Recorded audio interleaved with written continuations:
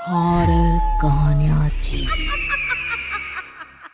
कंचन rudali part 1। माथे पर काले रंग की बिंदी लगाए, काले जोड़े में अपने पल्लू से अपने मुंह को धत्ती फुफकार कर कर रोती चीखती औरतें छाती पीट पीट कर अपना शोक व्यक्त करती एक लाश को घेरे रो रही थी।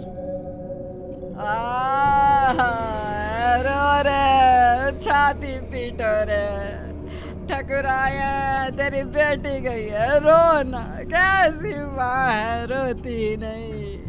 ए ठाकुर साहब बोलो, कुछ तो बोलो था।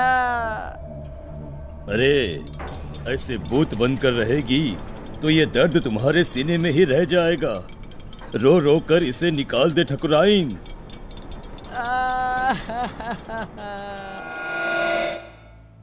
राजस्थान में ये प्रथा सदियों से चली आ रही है। किसी भी राजा या जमींदार के घर किसी की मौत पर रुदाली को शोक मनाने बुलाया जाता था, जो 12 दिनों तक चला करता था। ये किस्सा शुरू होता है राजस्थान के एक गांव बिलासपुर के जमींदार प्रेमनाथ के घर से। ठाकुर साहब के घर किसी चीज की कोई कमी नहीं थी। नौकर चाकर सारी खुशियां, बस था नहीं तो एक बच्चा जो उन्हें पिता कहे। प्रेमनाथ अपने बगीचे में बैठे उदास चेहरा लिए सोचते हैं, कब मेरे आंगन में नन्ही सी जान खेलेगी, कब? अरे इतनी संपत्ति किस काम की है? भगवान पर भरोसा रखिए साहब, वो सबका ख्याल रखता है। कल ही मेरी लुगाई को सपना आया था कि ठकुराइन एक बच्ची के साथ खेल रही हैं। क्या सच में? तो वो श्राप जो हमारे वंश को लगा था। अरे अरे अरे, कितने समय बीत गए ठाकुर साहब, अब काहे का श्राप? कितने दिन ही छिपा करता है, हैं? अब तो आप खुशियां मनाइए। माली की बात सच निकली और ठकुराइन गर्भ से रही और 1 साल में ही उन्होंने एक नन्ही सी जान को जन्म दिया, जिसका नाम निशा रखा गया। निशा यानी अंधेरा, घोर अंधेरा। और निशा की पसंद भी कुछ ऐसी ही थी। बचपन से उसे काली चीजें संजोने का बड़ा शौक था। हे भगवान, ये काली गुड़िया कहां से ले आई? फेंक इसे निशा, डर नहीं लगता तुझे? गुड़िया पूरी तरह काले कपड़े में रुई डालकर बनाई गई थी। गले में लाल रंग के धागे में एक ताबीज, मानो किसी तंत्र मंत्र के लिए इस्तेमाल में लाया जाता हो। ठकुराइन घबरा जाती है और उस गुड़िया को निशा के हाथ से लेकर नीचे फेंक देती है। तुम्हें कुछ हो जाता तो बेटा? नहीं माँ, मुझे क्या होता? ये डॉल तो मेरी फेवरेट बनेगी। मुझे काला रंग कितना पसंद है, आप जानती हो ना माँ। ऐसी ही कुछ अजीब हरकतें करती निशा बड़ी हुई और आज 18 साल की होने वाली थी। एक दिन बाद ही उसका बर्थडे था। अपने जन्मदिन और मौत के एक दिन पहले वो रात को कहीं से बड़ी देर से लौटी और आते ही अपने कमरे में चली गई। और उस रात की सुबह फिर हुई ही नहीं। आज आसमान कितना अलग सा है ना, कितना घोर अंधेरा है। तुम्हें अंधेरे से कैसा प्यार है लाडो? अमावस की रात आते ही बाहर जाने के लिए बेचैन हो जाती हो, पर हर बार की तरह इस बार भी तुम्हें बाहर जाने नहीं मिलेगा। जाओ कमरे में आराम करो। कल जन्मदिन है ना तुम्हारा, बहुत बड़ी दावत रखी है गांव वालों के लिए। छिप कर ही सही, आज तो मैं बाहर जाकर रहूंगी। 18 साल की हो गई हूँ, बच्ची थोड़ी ना हूँ। मेरा बर्थडे तो बाहर ही सेलिब्रेट होगा।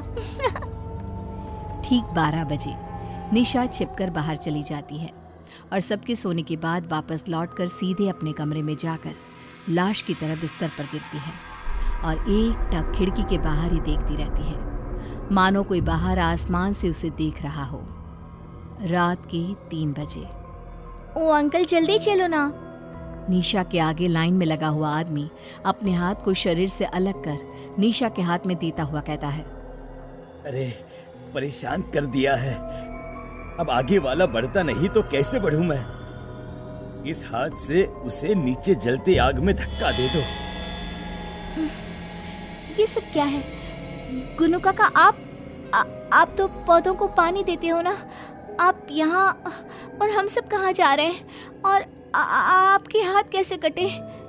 यहाँ कोई किसी का मालिक नहीं और कोई किसी का नौकर नहीं छोटी मालकिन। मौत के बाद तो सब बराबर है, सब। काश अपनी बेटी से जीते ही मिल पाते हम। कोई नहीं, तुम मेरे पास आ गई। खैर, देखो हम मर चुके हैं। कल रात ही तुमने भी दुनिया को अलविदा कह दिया। अब तक तो तुम्हारे शरीर को जलाने की तैयारी भी शुरू हो गई होगी। रात को तो मैं घर पर अपने बिस्तर पर लेटी हुई थी। फिर क्या हुआ? काका, ये सब क्या है? मैं सपना देख रही हूँ ना, मुझे वापस जाना है। निशा चारों तरफ देखती है। चारों ओर भूत पिशाच तड़प रहे थे। हमें जाने दो। गलती हो गई। ओह! काका, मुझे बहुत डर लग रहा है काका। कुछ आत्माएं स्वर्ग और नर्क के बीच में फंसी रह जाती है। ये वही दुनिया है, प्रेत लोग। अब पता नहीं कब तक यहाँ रहना होगा।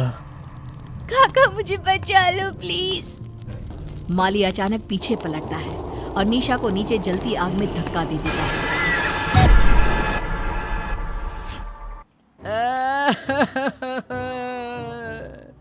अरे लाश के अंगूठे में धागा तो बांधो। सबके इंतजार में तुम लोगों ने शाम कर दी। अरे अब रात को लाश को जलाया भी नहीं जाता। पास बैठी एक औरत निशा की लाश के पास जाती है और अंगूठे में धागा बांधने के लिए एक रेशम का धागा तोड़ती ही है कि लाश हवा में उड़ जाती है। सभी लोग इधर उधर भागने लगते हैं। चारों तरफ अफरा तफरी मच जाती है। ऐसा तो तभी होता है जब लोग से कोई आत्मा वापस आ जाती है। छोटी मालकिन के साथ कोई साया था। इसका शरीर जला दो वरना यह सबको खा जाएगी। न जाने क्या लेकर लौटी है। कंचन रुदाली निशा की लाश को पकड़कर उसके सीने में एक पत्थर रखकर उसके कान में कुछ बोलती है। क्रियाकर्म की कोई रस्म किए बिना ही सभी निशा की लाश को जला देते हैं। चली गई मेरी बिटिया। अब तो मेरी गुड़िया मेरे पास ही रहेगी। आखिर क्यों प्रेमनाथ के मालिक ने प्रेत लोक से निशा को बचाया? उस अमावस की रात क्या हुआ था? कंचन ने कैसे उसे अपने बस में किया? जानने के लिए देखिए कंचन रुदाली पार्ट 2।